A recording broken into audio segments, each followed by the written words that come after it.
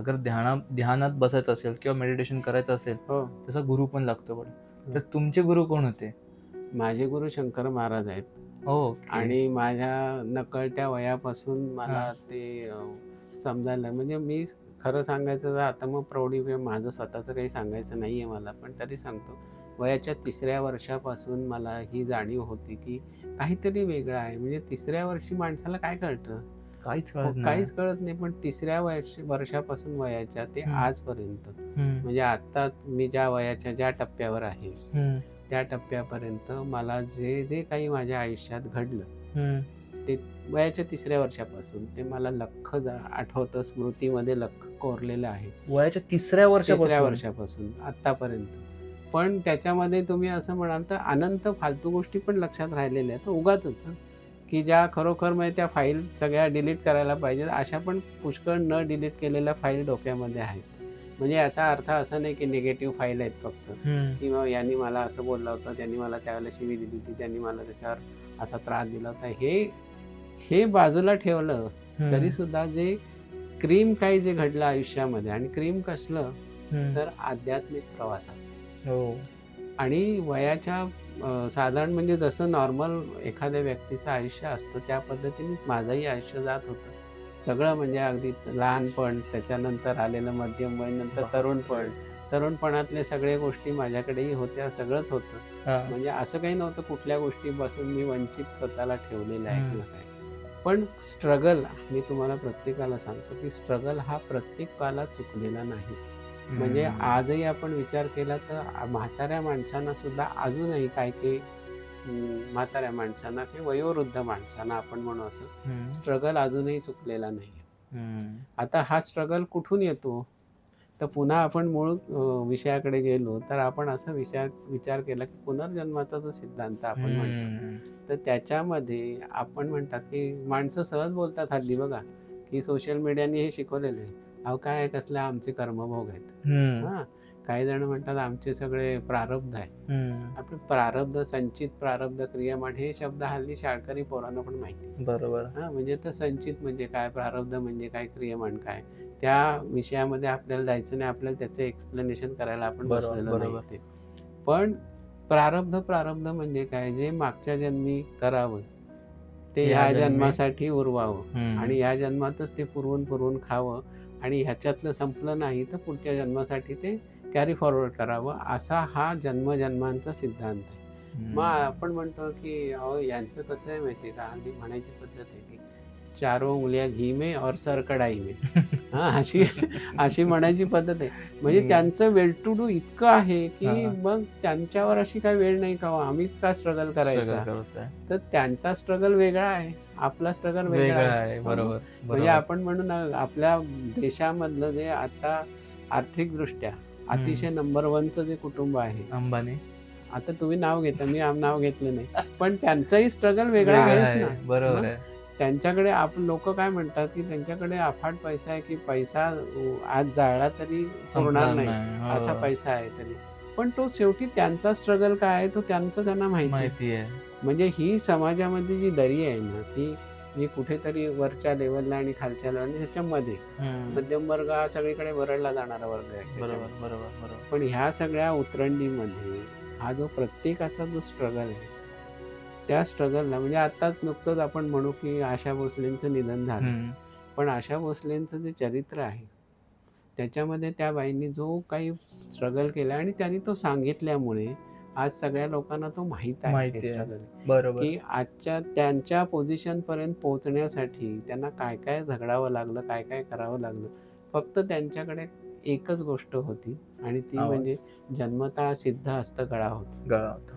पण त्या गळ्याचं चीज कसं करायचं ते त्यांनी हां. स्वतः ते ठरवलेलं आहे. अगदी बरोबर. म्हणजे आपण हा विचार केला पाहिजे स्ट्रगलच्या मध्ये सुद्धा, की आपल्याकडे पॉझिटिव्ह गोष्टी कोणत्या आहेत आणि निगेटिव्ह गोष्टी कोणत्या आहेत. बरोबर. आपण नेहमी निगेटिव्ह गोष्टी गोष्टींवर हायलाइट जास्त करत आपण असतो. हायलाइट करतो आणि पॉझिटिव्ह गोष्टी आपण हां, सोडून देतो. सोडून देतो तेच खूप. आपण पॉझिटिव्ह गोष्टी जास्त ठेवल्या अशा, हो, किंवा माझा हा स्ट्राँग पॉइंट आहे, माझा हा स्ट्राँग पॉइंट आहे. हो. तर ऑटोमॅटिकली आपला थिंकिंग प्रोसेस पण तशी होऊन तशीच जाते. होऊ शकते. नाहीतर आपण निगेटिव्हलाच विचार करत राहू. हो, म्हणून तर परत मी त्याच प्रश्नावरती येतो, हां, हां. की जसं तुम्ही बोललात तुमचे गुरु तर शंकर महाराज आहेत. हो, तर आमच्या व्ह्युअर्सला सांगा की जर आपण आता समजा ध्यानामध्ये जातोय, ध्यान नाही, अध्यात्मावरती जातोय, तर त्यांनी त्यांचा गुरु कसा निवडावा? आपला गुरु आपण शोधायला जाऊ नये. हम्म. कारण गुरु शोधायला गेल्यानंतर नको तो गुरु तुमच्या वाट्याला येऊ शकतो, म्हणजे कमर्शियल गुरु. माझं एक लक्षात घ्या, कमर्शियल गुरु. हम्म. पण आता हे लक्षात घेतलं पाहिजे की आज स्वामी समर्थांना मानणारा एक करोडो लोक असतील संतांच्या हम्म. तर त्याच्यापेक्षा आणखीन करोडो, म्हणजे पेक्षा नाही, आपण 1 करोड म्हणू. आपण उदाहरणासाठी घेऊ आपण की 1 करोड लोक समजा स्वामींना मानतात. दुसरा 1 करोड लोक म्हणजे गजानन महाराजांना मानतात. आणखीन काही करोड लोक साईबाबांना मानतात. आणखीन काही करोड लोक गोंदवलेकर महाराजांना मानतात. काही शंकर महाराजांना मानतात. बरोबर. मग मला एक सांग की त्याच एका गुरुतत्वाकडे आपण गुरुतत्व म्हणू, एलिमेंट म्हणतो त्याला, बरोबर. हे तत्व आहे, गुरु तत्व आहे. गुरु हा देह नाही, गुरु हा आत्मा नाही, गुरु हा कुठलाही तुमच्या समोर जे चित्र आहे गुरुचं ते गुरु नाही. म्हणजे स्वामी समर्थ म्हणायचे की तुम्ही काय कशाचं ध्यान करता? माझ्या चेहऱ्याचं. म्हणजे आमचे चेहरेच फसवे आहेत म्हणून. म्हणजे अनेक लोक म्हणतात आम्ही डोळे मिटले की इथं स्वामी दिसतात, इथं हे दिसतात. स्वामी म्हणाले मूर्ख आहेस तू, ते आमचे फोटोच फसवे आहेत, आमचे चेहरेच फसवे आहेत. तू कुठल्या चेहऱ्याचं ध्यान करतो? कारण हम किधर से आया नहीं और किधर गया नहीं, हम गया नहीं, जिंदा आहे. म्हणजे जिंदा आहे म्हणजे नेमकं काय? तर अणुरेणूमध्ये स्वामी पसरलेले आहेत. अणुरेणूमध्ये ही सगळी संत मंडळी पसरलेली आहेत. कोणताही गुरु म्हणजे अवतारी पुरुष किंवा कोणताही संत पुरुष हा देहाने आपल्यामध्ये गेलेला आहे आपल्यामधनं. पण त्या देहाने गेला याचा अर्थ तो पंचमहाभूतात विलीन झालाय अशातलाही भाग नाही. म्हणजे आपण म्हणतो ना, एखादा व्यक्ती गेली, मोठी अगदी थोर व्यक्ती गेली किंवा काय, की ते पंचतत्वात विलीन झाले, त्यांचे अंत्यसंस्कार झाल्यावर म्हणतो पंचतत्वात विलीन झाले. म्हणजे कुठे झाले? तर ब्रह्मांडातली ती पंचमहाभूत आहेत, त्याच्यामध्ये ती पंचमहाभूत विलीन झाली. पण संत मंडळी किंवा ज्ञानेश्वर माऊलींपासून ते आजकालच्या संतांपर्यंत, आपण शंकर महाराजांपर्यंत उदाहरण घेऊ, एवढ्या रेंजचा विचार केला तर ह्या प्रत्येकाला आजच्या 2026 सालापर्यंत देह धारण करणं अशक्य होतं का? कारण त्यांचा तो हातचा मळ होता की म्हणजे जो देह धारण केलाय मनुष्य देह, तो कलियुगाच्या अंतापर्यंत धारण करायला सुद्धा त्यांना काही प्रॉब्लेम नव्हता. पण त्यांनी ती गोष्ट केली नाही, कोणीच नाही केली. स्वामींनी ठरवलं असतं की नाही, मला कलियुगाच्या अंतापर्यंत आहे त्याच ह्याच्यामध्ये फॉर्ममध्ये राहायचं आहे, तर त्यांच्यासाठी काहीच अशक्य नव्हतं. पण त्या सगळ्यांनी, या सगळ्या मंडळींनी ही गोष्ट कधीही केली नाही. त्यांनी नेहमीच मनुष्याला एकच संदेश दिला या सगळ्यामधनं, की धारण केलेला मनुष्य देह त्यागताना त्यांनी कोणता संदेश दिला की बाबांनो, निसर्ग नियमानुसार आम्ही वागतो तसंच तुम्हीही वागा. म्हणजे मनुष्याला आपण म्हणतो ना की अमरत्वाचं हे मोह लागलेला आहे, म्हणजे आस लागलेली आहे. मग क्लोन केले ना मध्ये, आता ती डॉली मेंढीचा क्लोन केला तो मध्ये, पण ती जगली नाही जास्ती. पण तो क्लोन कशासाठी केला गेला की मेंढीसारखी मेंढीचा आपण निर्माण करू शकतो लॅबमध्ये, तसं माणसासारखा माणूस निर्माण करता येणं शक्य आहे. बरोबर. मग हे जेव्हा खटाटोप माणूस करायला लागला ना, तेव्हा एका पॉइंटला त्याच्या लक्षात आलं माणसाच्या की हे आपण करतोय ते योग्य नाही, कारण हे निसर्ग नियमामध्ये ढवळाढवळ आहे कुठेतरी. बरोबर ना? आता एका स्पर्मच्या एका कणापासून जन्म होतोय, म्हणजे ते काय आहे? ते प्रोटीनचा कण आहे. बरोबर. स्पर्म म्हणजे इट्स अ प्रोटीन. म्हणजे हे बायोलॉजिकली सिद्ध झालेली गोष्ट आहे, हे काय नवीन सांगत नाही कोणाला तिथे. अगदी बरोबर. तर मग त्या एका थेंबामधनं जर एवढा देह साकार होत असेल तर तो साकार करणारा आहे कोण? तर तो जो परमात्मा आहे साकार करणारा.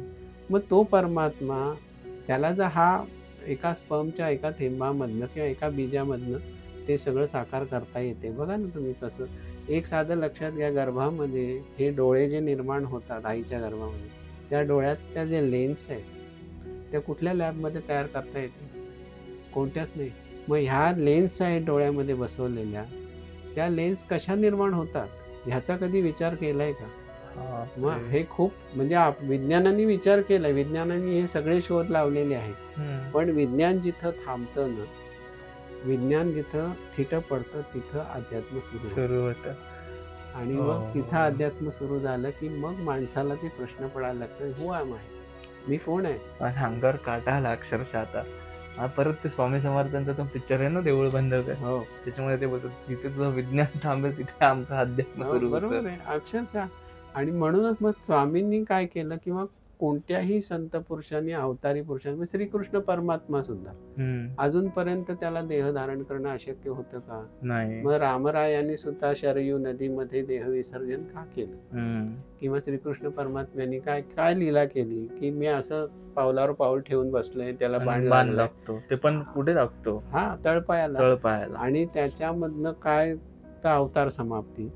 म्हणजे हे जे एक आहे, तर याच्यामध्ये त्यांनी एवढंच सांगितलंय, संदेश हा आहे माणसाला, की निसर्ग नियमाप्रमाणे वागलं पाहिजे.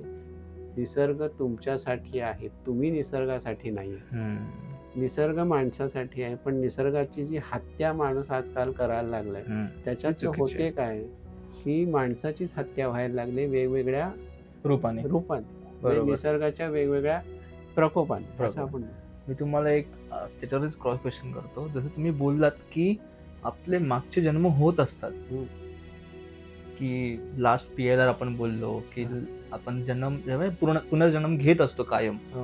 तर याच्यावरती तुम्ही कुठे काही लिहिलं आहे का असं? हो, माझे सांगायला हरकत नाही, की माझी आतापर्यंत 4 पुस्तकं प्रसिद्ध झाले, त्या आध्यात्मिक कादंबऱ्या आहेत. आणि त्याच्यामध्ये पुनर्जन्माविषयी माझी पहिलं पुस्तक आहे सहेलारे म्हणून. ओके. तर ते पुनर्जन्मावरतीच आधारित आहे. पण ह्या सगळ्या कादंबऱ्या आहेत, या काही लव्ह स्टोरीज नाही आहेत. ओके, कादंबऱ्या आहेत. कादंबऱ्या असल्या तरी सुद्धा त्या आध्यात्मिक कादंबऱ्या आहेत. म्हणजे ह्याच्यामध्ये काय लिहिलेलं आहे, मी साधारण माझा सांगण्याचा मुद्दा ह्याच्यामधला असा आहे, की सामान्यापासून ते असामान्यत्वापर्यंतचा जो माणसाचा प्रवास आहे, माणूस काही करू शकतो. आपण नेहमी म्हणतो की माणसाला अशक्य कोणतीच गोष्ट नाही. बरोबर. मग अशक्य कोणती गोष्ट नाहीये, तर फक्त मटेरियलिस्टिक लाईफमध्ये काही अशक्य ठेवायचं नाही, असं करण्यापेक्षा आध्यात्मिक आयुष्यामध्ये काहीतरी अशक्य ते शक्य करून दाखवा ना. मग आपण नुसतं असं म्हणून चालत नाही की अशक्य ते शक्य करतील स्वामी. मग स्वामी सगळं करतील, मग तुम्ही काय करणार? मग स्वामींवरती सगळं सोपवून नको. स्वामी बघा हे असं कर, आजकाल हे फार फ्लाइंग किस द्यायची पद्धत निघाली स्वामींना. अरे तू काय कोणाला फ्लाइंग किस देतोस तू? तुला बरोबर आहे, ती सवय आयटमला फ्लाइंग किस द्यायची सवय लागलेली असते, त्यामुळे स्वामींना पण द्यायचं, साईबाबांना पण द्यायचं. ही काय चुकीची पद्धत आहे ही. म्हणजे आणि आपणच आपल्या धर्माच्या सगळ्या शास्त्रसंमत जे आहे, म्हणजे ज्याला आपण सनातन धर्म म्हणतो, त्याच्यामध्ये फ्लाइंग किस बसत नाही हो कुठे. पण तुम्ही ते देता म्हणजे स्वामींना. बरोबर. त्यांना काय वाटत असेल स्वामींनी, ह्याचा विचार केला का कधी? मग अशक्य ते शक्य करतील स्वामी, हे स्वामींवरती जबाबदारी टाकण्यात काय अर्थ आहे? त्याच्यासाठी तुम्ही काय करणार? नुसतं स्वामींच्या पुढे किंवा आणखीन संत मंडळींच्या पुढे भिकेची झोळी घेऊन जायचं, की मला हे द्या, काहीतरी टाका माझ्या झोळीत सारखं. माझ्या अपेक्षाच संपत नाही. आणि ते पण मटेरियलिस्टिक. मटेरियलिस्टिक म्हणजे अध्यात्म किंवा आपले स्वतःच्या मोक्षाकडे जाण्याची जी गोष्ट पाहिजे ती न मागता आपण फक्त आपलं लाईफ कसं चांगलं. मोक्ष कोणाला हवंय? मोक्ष कोणाला नकोच आहे. याचं कारण काय, आत्ता काय मिळालंय ते उपभोगून घ्या, आणि त्याच्यात जास्तीत जास्त उपभोग कसा घेता येईल हे बघायचं. आणि त्याच्यामध्ये आणखीन असं असतं की चला गणेशनी आज मर्सिडीज घेतली का, भला उसकी कमीज मेरे कमीज से सफेद कैसे, हे फार असतं लोकांचं. म्हणजे आपण म्हणतो ना ओनर्स प्राईड आणि नेबर एनवे, तो प्रकार याच्यामध्ये आहे. ती ओनिडाची जाहिरात होती जुनी, एकदम बरोबर.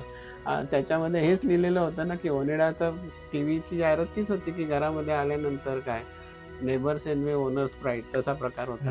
तोच प्रकार आज सगळीकडे पकडलेला आहे. त्याच्यामध्ये तुम्ही एक सांगितलं आता की तुम्ही 4 पुस्तके लिहिली आहेत.